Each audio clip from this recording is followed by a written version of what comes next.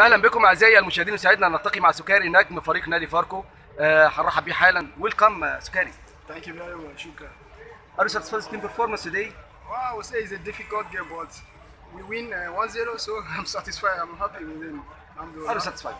Yeah. سكاري طبعا بيبدي رضائي عن لقاء اليوم لحرس حدود امام فاركو طبعا، وادى فاركو اداء طيب جدا، فيبدي رضائي عن اداء فاركو امام حرس حدود، وبيقول ان جيم صعب جدا اليوم امام حرس حدود، ولكن في النهايه هو سعيد بالفوز اللي حققه فريق نادي فاركو في هذا اللقاء المهم جدا امام واقتناص نقاط ثلاث مهمه طبعا بالتبعيه لفاركو امام حرس الحدود. Where is the country? I'm From Nigeria. From Nigeria, okay.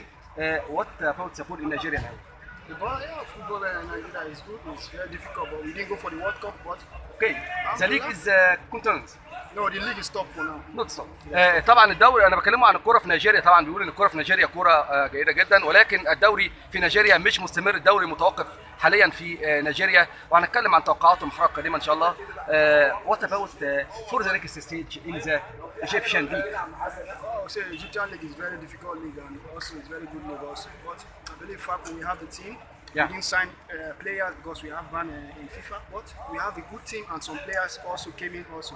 So we believe in the league will do more better than last season. Yeah, the league is very important and very difficult in Egypt.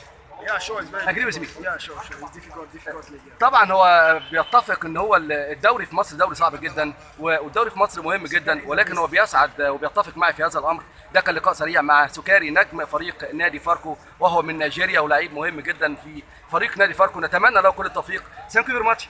شكرا. I'll be back soon. Thank you very much. ده كان لقاء سريع اعزائي المتابعين، تحياتي المعلق الرياضي خالد ابو شفيع، والى اللقاء.